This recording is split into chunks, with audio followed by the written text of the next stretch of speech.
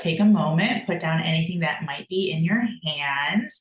Allow yourself to push your chair back just a little bit away from your desk or table or couch, or if you also happen to be standing, that's totally fine because you can do this sitting or standing. Take a moment to uncross your ankles, your legs, making sure that your feet are planted firmly, evenly, gently on the floor beneath you. Take a minute to rock those feet just forward and back, forward and back. 3 times, forward and back, and then a little bit side to side, right to left, left to right, right to left, and left to right. And then allowing those feet to just settle in to a nice centered, grounded position. Now you're going to take your hands, again, making sure that they are free from anything. Allow them to fall just evenly, comfortably at your side, just hanging straight down as much as possible. And now you're going to just gently lean your weight to the right side of your body. Just leaning your weight to the right side of your body and allowing the outer edge of the right foot to tilt so that the sole of the foot is open, facing your left foot. Now see if you can just allow that stretch to just go down a little bit further, always taking care of yourself, not going anywhere where there might be pain, but just really starting to feel a stretch and letting that right hand and specifically that middle finger just stretching all the way down. And maybe you might even be able to reach the floor. Again, only if comfortable, going out of the Zoom view. And then slowly, slowly, slowly, slowly, slowly, very important, coming back up to an upright position, allowing the foot to be the last element to just slowly, gently come planted once again evenly on the floor beneath you. Take a breath in and let it out. Take a moment to register if you feel a difference between the right side and the left side. Personally, I feel like that toy from the 1970s that was like Stretch Man or something. I don't remember the actual name, but you could like stretch. My right side literally feels longer than my left side. So we're going to even things out. We're going to let the left hand just dangle down next to you in a seated position. Tilt the foot, the left foot, so that it's open, the sole of the feet, sole of the foot facing the right side. And now slowly start to tilt yourself down to the left, really stretching out that left arm and particularly that left hand, that middle finger, reaching all the way down and maybe dipping out of the camera. Ooh, stretching all the way down. Beautiful. And then slowly, slowly, slowly, slowly. It's very, very important. Coming back up, sitting upright, the foot being the last to come back to a centered, even, grounded position. Take a breath in and let it out. Now register how the right side feels compared to the left side. And then one more time, we're going to go to the right, tilting that right foot and allowing that lean to just easily, slowly, gently stretching down towards the floor, only with what's comfortable, always stopping if there's pain. And then when ready, just once again, slowly coming back up to center, slowly being the key. And again, the foot being the last, come back to a gentle, even planted on the floor beneath you. Breath in and let it out. Taking note, once again, is there a difference between the right side and the left side? Also taking note, maybe it was leaning to the right, perhaps any easier than the first time that you did it. Even things out, going to the left side, slowly tilting down, stretching that arm down, leading with the middle finger of the left hand. The foot has been opened, sole of the foot facing the right side. And then when ready, just slowly, slowly, slowly, slowly coming back up, slowly, foot last to come once again, gently, evenly, planted firmly on the ground beneath you. Taking a breath in and letting it out. And then taking a moment to close your eyes and really registering a physical effect of just that easy stretch to the right and that easy stretch to the left. What do you notice that may or may not be different from before you took that moment to stretch to the right, taking a breath in and letting it out, slowly allowing the eyes to just gently come back on open. Now reaching both hands and arms out evenly to both sides, rising above the head, and then taking the palms as they come together and bringing them down, feeling the energy beneath the palm of your hand, almost as if you can feel yourself pushing the energy down. And now bringing it into your heart, hands on heart. Breath in, stretching up overhead, hands coming together, and then pushing that energy down, feeling it vibrate beneath the palms of your hands, and now bringing that balance into your heart. And once again, closing your eyes, taking a moment to feel the beating of the heart beneath the palm of the hand, taking a moment to feel the balance that you chose to intentionally bring into your heart, knowing that the heart brain is now registering calm, balance, intention. Together again, breath in and let it out. Taking a moment to just bow your head, allowing your eyes to just gently come back on open, hands to float down from the heart back into the lap, allowing your gaze to rise up, connecting back into the amazement of our virtual Zoom classroom, and readjusting yourself, ready for the start of this weekly training roundtable. Beautiful. So it can be so easy to forget that the nervous system is part of our physical body. When we are feeling out of sorts, a very easy, brief physical somatic movement, such as what we just experienced together as a Business Miracles community, brings us back online. Write that down. Very easy, brief physical somatic movement brings us back online. Ways that we've talked about how to do that throughout these weekly training roundtables. First and foremost, easiest is hand on heart. We also frequently use intentional breath. You can allow yourself to stand up and stretch right to the left, or as we just did, it doesn't even need to be standing up, just from your chair, taking an intentional stretch. Most importantly, it doesn't need to take a long time. Take a moment and write that down. It doesn't need to take a long time.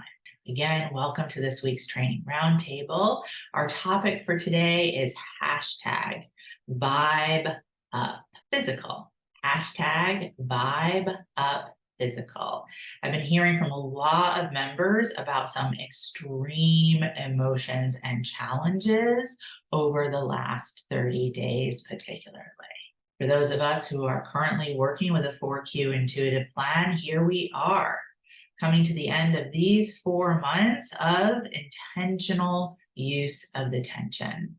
So these extreme emotions and challenges experienced over these last 30 days makes sense. The world is not only rotating on its axis, it is as if the world is tilting off its axis. Most recently, just from an environmental perspective, we have the devastating fire in Lahaina, Hawaii, impacting one of our very own here in this Business Miracles community. We have the earthquake in Marrakesh, Morocco. We have flooding in Derna, Libya. The word I've been using to describe the state of our world lately is aftershock. Consistently, I've been speaking to this sense of aftershock. So finally, I decided to actually look it up. So according to WebMD, emotional aftershocks are common and normal reactions to a traumatic event that changes your world. They can include intense or unpredictable feelings, physical symptoms, and trouble relating to others. They can appear immediately or sometime long after. According to verywellmind.com, emotional aftershocks can come what feels like out of the blue in the form of a rush of overwhelming emotions that you aren't ready to understand or respond to, which can cause your body to rage or cry or disassociate and shut down. Also, according to verywellmind.com, causes of collective emotional aftershock includes natural disasters, large groups of sudden death, racism, terrorism, violence. Anything come to mind from the last 3 years? Add on top of that, just good old everyday human being stressors like illness, breakups, loved ones passing, getting kids to school, making dinner, building and running a business, leading self, leading others, being highly sensitive. And then let's call out the elephant in the room, shall we? No one is talking about that. No one is talking about aftershock. Yet, who is deeply feeling it? We are. Let's add from last week's training roundtable on entry, re-entry, zoom out. Highly sensitives feel everything intensely, and it can be hard to predict when or how things will affect you. But change can often be a trigger for feeling overwhelmed. It's not just the additional workload or the new responsibilities that can increase your stress levels, but just the shift from one emotional state to another. Even positive transitions, such as enrolling a new client, getting a promotion, or starting a new relationship, can be difficult to integrate. So what do we do? How do we keep our businesses going? How do we keep our families growing? How do we keep ourselves from drowning? First, let's talk about what the other 80% are doing, shall we? American Express has released a report that states that spending shifts in the last 9 months away from pandemic-oriented spending of home improvements, personal health and well-being products, and activities such as things like exercise equipment, yard games, gardening, etc. That's what everyone was investing in during the pandemic. But now, in the last 9 months, there's been a shift from all of that great stuff to the highest ever report in the last decade of extravagant European trips, like whirlwind 20 cities in 10-day trips. Not thoughtful, let me contribute to one foreign local economy trip. Extravagant parties such as weddings, graduation, and this is my favorite, binge drinking. According to American Express, binge drinking is up, especially in ages 30 to 50 plus. So that's the other 80%. So what do we do? First, in addition to the other 80%, let's now talk about what untrained highly sensitives are most likely doing. Coping mechanisms. Coping mechanisms of pushing, hiding, and combo cluttering. I'm going to ask the team to bring up a handout on the screen share of the highly sensitive coping cycle.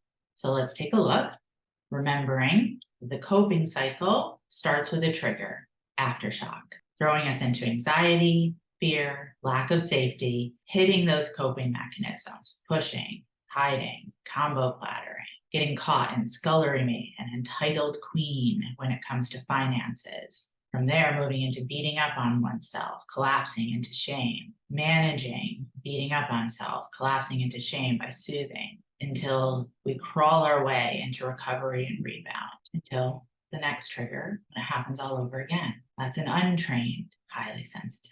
Now, as highly sensitive entrepreneurs and leaders, what do we do? Rather than being triggered into the coping cycle, first, we bow to each other. We bow to each other for being here together in this Business Miracles community where we are committed to creating rather than only coping. So take a moment and bow to the member to your left And take a moment and bow to the member to your right. Next, we use triggers as moments of being touched, reminded, awakened to do it differently. Take a moment and write that down.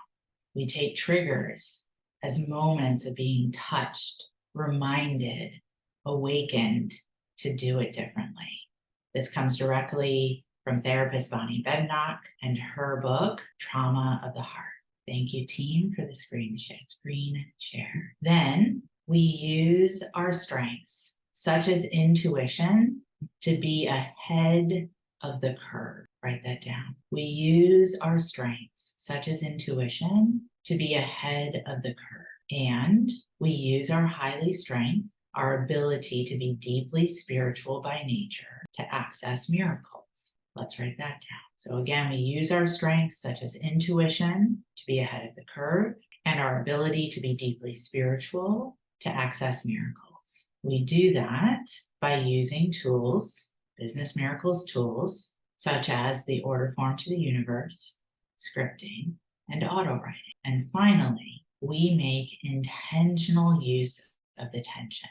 One of the ways that we can do that is by intentionally using physical activity to vibe up. Write that down. Intentionally using physical activity to vibe up. So rather than escaping into extravagant trips, which just by the way, for our European members, I apologize on behalf of America.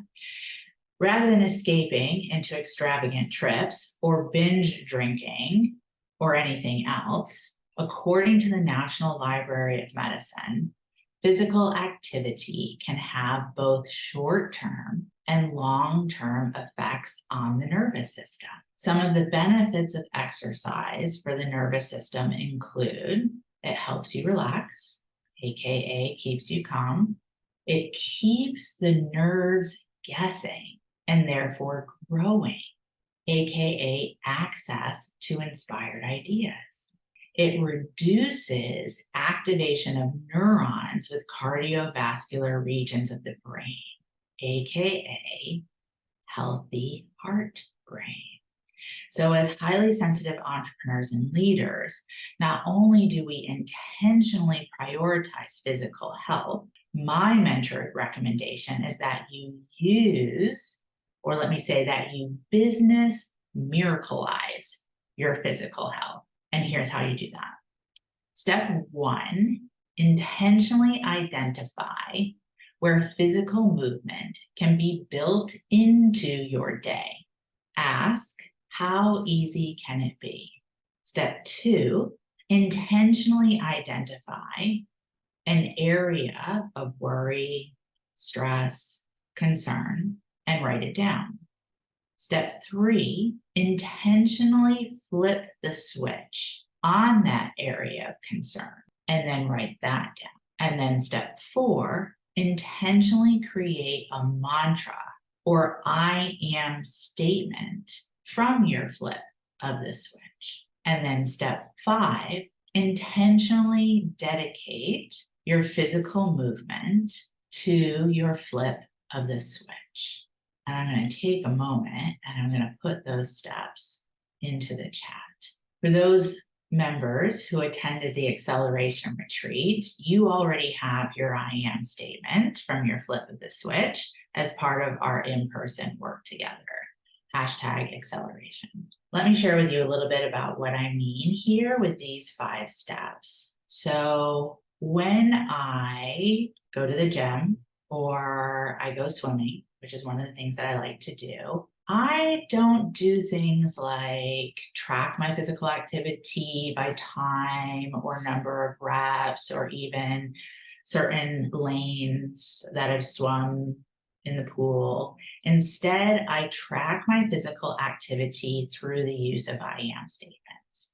So when I'm swimming, and I am a slow swimmer, when I am swimming, my physical activity, moving my body, in my mind, I am going through my I am statement mantra. So it sounds something like this. I am healthy. I am safe. I am whole. I am strong. And sometimes I bring in prosperity I am statements from the Money Mindset series. I am alive with creative, prospering ideas. I am open to prosperity in all the ways it's meant to come to me. And I repeat, and that's how I track my physical activity. So if I can go through 10 rounds of I am statements, that usually brings me to the end of a lane. And then I do it again. And so if I do 5 lanes of swimming, I have gone through like 50 rounds of my I am statement. And that is business miracleizing physical activity. This is the way you intentionally use your nervous system to hashtag vibe up, bypassing the collective emotional shock rather than getting pulled down by it. This is the way that you continue to create what you are here to create in your business, your leadership, your life. The time of riding the coattails of the other 80% is over.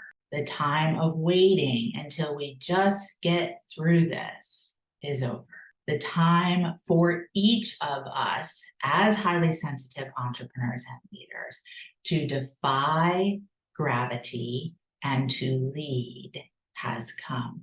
Hashtag vibe up.